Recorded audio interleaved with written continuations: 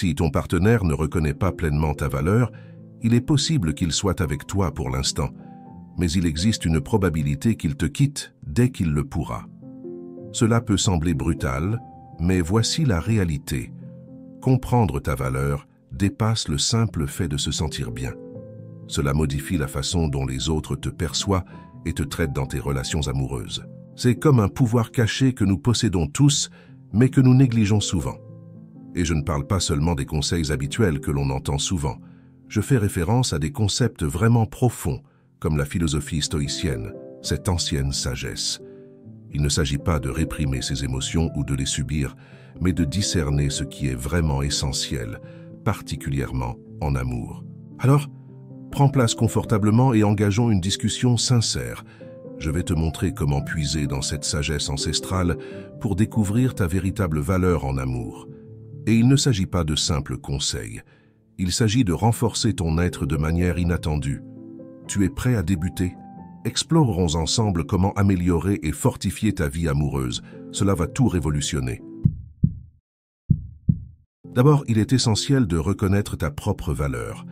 Tu pourrais te dire, encore un discours sur s'aimer soi-même, mais c'est un peu différent ici. Le stoïcisme, une philosophie ancienne, nous apprend à nous concentrer sur ce qu'on peut contrôler, et ta propre estime de toi-même en fait partie. Cela ne dépend pas du nombre de j'aime sur les réseaux sociaux ou des correspondances sur des applications de rencontres. Il s'agit plutôt de comment tu te vois et t'apprécies toi-même. Imagine-toi comme un diamant rare et précieux. Tout le monde ne peut pas reconnaître la valeur d'un tel trésor, mais même s'ils ne le font pas, le diamant reste précieux. Il en va de même pour toi. Ta valeur ne diminue pas parce que quelqu'un ne la reconnaît pas. Nous faisons tous face au rejet ou à des moments où l'on se sent insuffisant, surtout avec les réseaux sociaux qui ne montrent que les bons côtés des gens. Mais d'après le stoïcisme, ta valeur ne dépend pas de l'approbation des autres, mais plutôt de ta propre vie, de ta bonté, de tes actions. Es-tu aimable, honnête et fier de la manière dont tu vis ta vie? C'est là que réside ta vraie valeur. Les stoïciens encouragent l'introspection. Pense à ce qui te définit vraiment. Es-tu attentionnée, forte, une bonne auditrice? Ces qualités font ta valeur. Cette prise de conscience peut changer ta façon d'agir dans tes relations. Tu n'accepteras pas de mauvais traitements, non pas par ego, mais par respect pour toi-même. Quand tu te sens mal, le conseil stoïcien serait de lister tes qualités au lieu de douter de toi. Ce n'est pas de l'arrogance, c'est de se rappeler ta valeur, sans avoir besoin de l'approbation des autres. Comme disait Marc Aurèle, tu contrôles ton esprit, pas les événements extérieurs. Cela te donne de la force en amour. Cela signifie de valoriser ton être, indépendamment des opinions des autres. N'oublie pas que reconnaître ta valeur est un processus continu. C'est quelque chose sur lequel travailler et s'affirmer chaque jour. Tu es précieuse parce que tu es toi, pas à cause de ce que les autres pensent. Numéro 2. Être fier de toi-même. Pense à être sérieuse et respectueuse, mais n'oublie pas de sourire et de te détendre. Être sérieuse ne veut pas dire que tu ne dois jamais t'amuser. Ça signifie plutôt reconnaître ce qui vaut la peine de ton temps et ce qui ne le vaut pas. La manière dont tu te présentes aux autres est importante. Prenons l'exemple de deux personnes dans un café. Une d'elles essaie d'impressionner avec excès, tandis que l'autre est simplement naturelle et confiante. Qui fait la meilleure impression? Bien sûr, c'est celle qui est authentique. C'est ça, être fier de qui tu es. Les stoïciens valorisaient l'honnêteté et le respect de soi. Dans le monde des rencontres, cela veut simplement dire d'être toi-même. Si tu aimes lire, montre-le. Si tu es passionné par quelque chose, partage-le. Être à l'aise et confiante dans qui tu es, c'est savoir que tu es assez bien tel que tu es. Prends soin de toi avec respect. Comment tu te vois et te traites indique aux autres comment ils peuvent te traiter. Si tu es dur avec toi-même, tu invites les autres à faire de même. Mais si tu te montres du respect, en valorisant ton temps et tes sentiments, tu leur fais comprendre que tu mérites du respect. Cela vient d'Épictète qui disait que ce qui compte, ce n'est pas ce qui t'arrive, mais comment tu réagis. Dans les relations, il s'agit plus de ta réaction dans différentes situations que de ton apparence ou de tes mots. Agis-tu par désespoir ou avec respect de toi-même? Est-ce que tu changes tes propres règles pour plaire aux autres ou les respectes-tu, même si cela signifie rester seul? Il est normal de faire des erreurs ou d'avoir des moments gênants. Ce qui importe, c'est comment tu gères ces moments. Peux-tu rester calme et en tirer des leçons? Pense à des façons de te montrer plus de respect.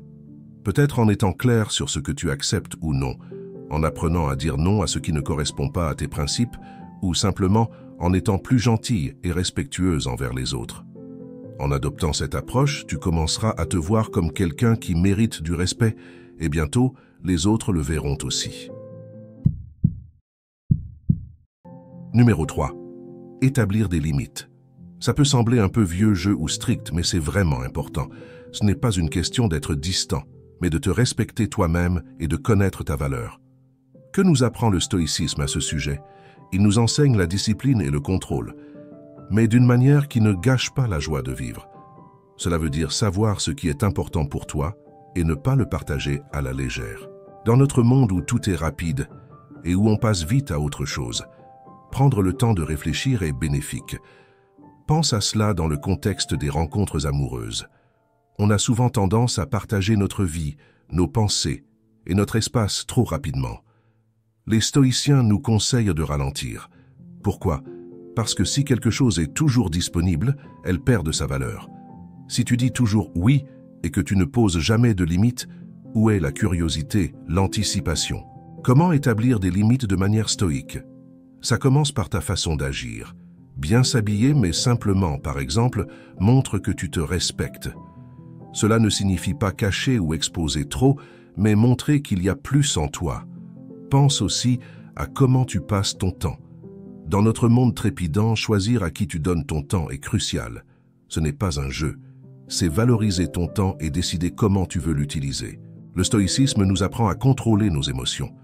Ça ne veut pas dire être sans émotion, mais ne pas laisser chaque petite chose t'affecter. Garde ton calme. Ton énergie émotionnelle et ton temps sont précieux et doivent être accordés à ceux qui les méritent. Je ne dis pas de devenir insensible. Les connexions humaines sont essentielles, mais il y a une valeur à prendre son temps pour créer des liens plus profonds, pas basés sur la gratification instantanée. Limiter l'accès à toi-même, c'est une question de respect de soi et de rester fidèle à tes valeurs. Cette approche montre que tu te respectes et mérites le respect des autres. Alors, soyons plus sélectifs et constants dans nos relations. Il s'agit de trouver le bon équilibre entre ouverture et prudence, entre partager et garder certaines choses pour toi. Cet équilibre change la façon dont les gens te voient et te traitent. Voilà pour le respect de soi-même et l'adoption d'une approche stoïque dans le monde des rencontres d'aujourd'hui. Numéro 4. Agir selon tes limites et ne pas te contenter de les énoncer est crucial. Le stoïcisme souligne l'importance des actions plus que des mots. L'idée est que montrer tes limites par tes actions est plus efficace que de simplement en parler. Par exemple, dire que tu ne toléreras pas un mauvais traitement est une chose, mais le véritable test est de voir comment tu gères ces situations. Restes-tu fidèle à tes normes ou fais-tu des compromis?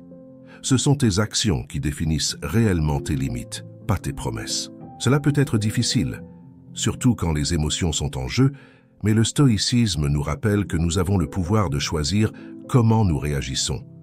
Si quelqu'un dépasse une limite, la façon dont tu réagis montre ce qui compte vraiment pour toi.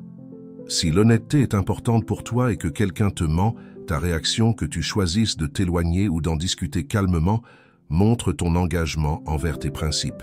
Cette approche peut changer la perception que les gens ont de toi dans les relations. Quand les gens voient que tu prends tes limites au sérieux, ils apprennent ce que tu acceptes et ce que tu n'acceptes pas. C'est une pratique de respect de soi, et elle s'applique tant dans les grandes situations que dans les petits problèmes du quotidien. Comment réagis-tu si quelqu'un annule à la dernière minute ou ne reconnaît pas tes efforts? Choisis-tu d'ignorer ou de montrer calmement que cela n'est pas acceptable? C'est là que la pleine conscience et la présence dans l'instant présent sont essentielles. Tes actions reflètent-elles tes limites? Restes-tu fidèle à toi-même? Ces moments sont souvent de véritables tests de tes limites. Intégrons un peu plus de stoïcisme dans nos interactions quotidiennes, en montrant nos limites à travers nos actions. Il ne s'agit pas d'être rigide ou inflexible, mais de guider tes réponses avec tes valeurs personnelles. Et quand tu vis de cette manière, les gens le remarquent. Ils te voient comme quelqu'un qui non seulement a des limites, mais se respecte assez pour les maintenir. Numéro 5. Sois prête à partir si nécessaire. Le stoïcisme t'enseigne à lâcher prise, non pas par indifférence, mais en reconnaissant ce que tu ne peux pas contrôler. Un des choix les plus puissants, mais difficiles que tu puisses faire, est de décider de rester ou de partir d'une situation qui n'est pas bonne pour toi. La crainte peut être due à l'habitude, la peur de la solitude, du changement ou l'espoir que les choses s'améliorent.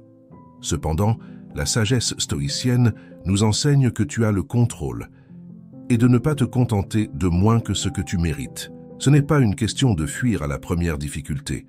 Les relations demandent des efforts, des compromis et de la patience. Mais il est essentiel de reconnaître quand une situation va à l'encontre de tes valeurs et d'avoir le courage de partir. Être prête à partir montre que tu te respectes et que tu ne sacrifies pas tes croyances fondamentales ou ton estime de soi. Partir ne doit pas être dramatique. Cela peut être une reconnaissance tranquille qu'il est temps de passer à autre chose. C'est effrayant, mais le stoïcisme t'apprend à affronter les défis avec courage. Parfois, l'acte le plus courageux est de laisser partir ce qui n'est pas fait pour toi. Cette mentalité est transformatrice dans les relations. Cela signifie que tu es là par choix, aligné avec tes valeurs, et non pas par peur ou dépendance. Cela change ta façon de t'engager dans une relation. Tu es là parce que tu le choisis, pas parce que tu as peur de partir. Et quand tu oses quitter ce qui ne te sert pas, tu ouvres la porte à ce qui pourrait mieux te convenir. Cela crée de l'espace pour quelque chose de mieux, qu'il y a plus pour toi, et tu te donnes une chance de le trouver. Être prête à partir ne signifie pas être sans émotion, mais se respecter suffisamment pour chercher ce qui est vraiment digne. Numéro 6. Priorise les actes plutôt que les promesses. Le stoïcisme te conseille d'évaluer les gens par leurs actions, pas juste leurs paroles. Notre monde est rempli de langage persuasif et de promesses non tenues, surtout dans les relations. Le stoïcisme t'encourage à voir au-delà des mots et à évaluer les actions. Les incohérences entre ce que quelqu'un dit et fait sont un indicateur clair pour réévaluer la situation. Adopter cette perspective change ta façon d'aborder les relations. Au lieu d'être captivé par de belles promesses, tu commences à observer les comportements significatifs. Comment quelqu'un se comporte-t-il sous pression? Sa fiabilité et sa présence deviennent alors plus importantes. Se concentrer sur les actions crée une attente claire. Ce n'est pas seulement les mots qui comptent, mais aussi les actions qui démontrent les intentions et la valeur. Numéro 7. Adopte une curiosité prudente. Le scepticisme et le stoïcisme vont bien ensemble. Les stoïciens cherchent à voir le monde tel qu'il est, sans illusion. Cette approche est très utile en amour et dans les rencontres. On a tous connu des moments où on était tellement désireux de croire en quelqu'un que nous ignorions les signes d'avertissement. Un peu de scepticisme peut agir comme une mesure de protection. Il ne s'agit pas d'être négatif ou méfiant, mais de rester réaliste et de ne pas accepter tout au pied de la lettre. Imagine que tu rencontres quelqu'un qui semble incroyable et qui fait de grands projets dès le début. Un stoïcien sceptique te conseillerait de prendre une pause et d'observer si les actions de cette personne correspondent à ses promesses avec le temps. Adopter une curiosité prudente, c'est ne pas se précipiter à juger ou être trop critique, mais plutôt s'engager dans une observation attentive et patiente. Cela signifie écouter et observer attentivement les actions de quelqu'un en prenant le temps de comprendre vraiment son caractère et sa sincérité. Le stoïcisme nous apprend à nous appuyer sur la logique et la raison dans nos relations, en évitant que nos émotions nous égarent.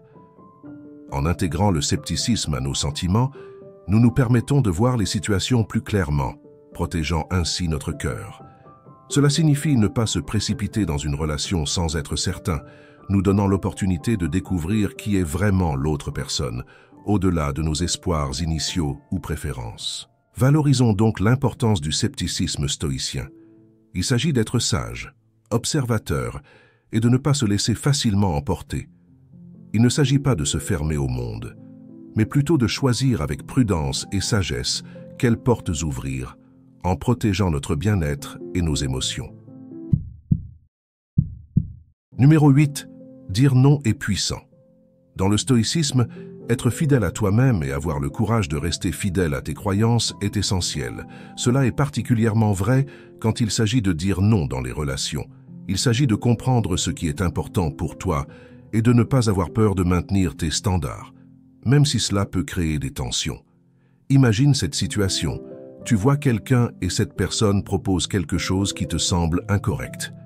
Cela pourrait être de précipiter les choses ou quelque chose qui va à l'encontre de tes croyances.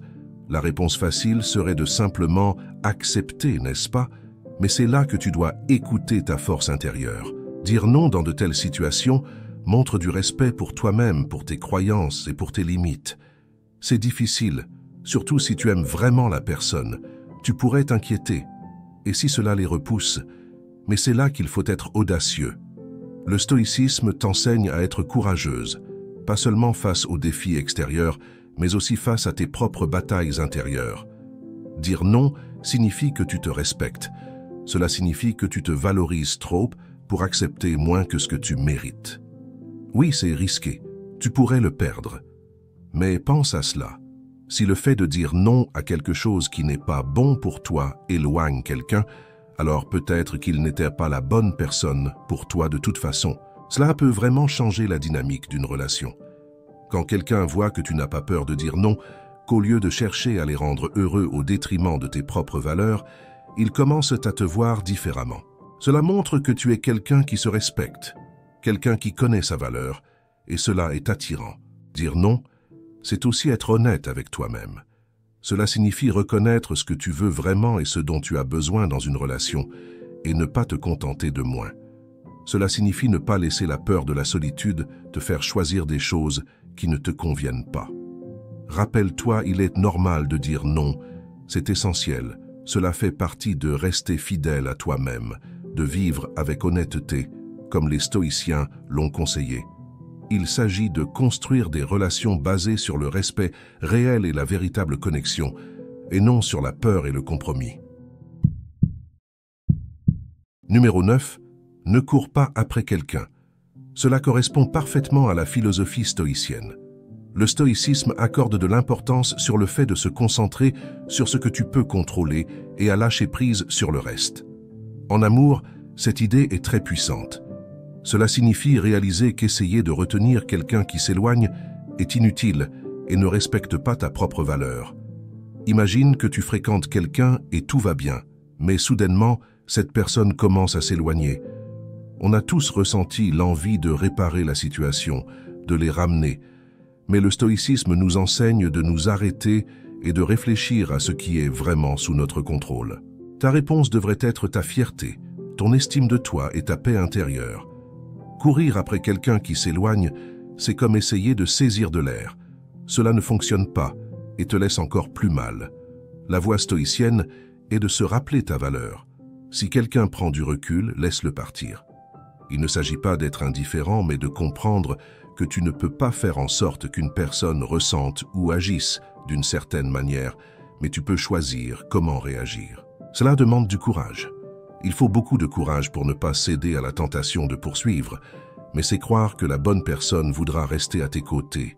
Il s'agit de savoir que tu es précieuse, et si cette personne ne le voit pas, quelqu'un d'autre le verra. Adopter cette mentalité change tout. Cela ramène le contrôle à toi. Tu ne réagis plus seulement aux autres, tu fais tes propres choix, gères tes propres sentiments. C'est émancipateur et libérateur. Alors que nous terminons, comprenons vraiment ceci. Nous n'avons pas besoin de courir après qui que ce soit.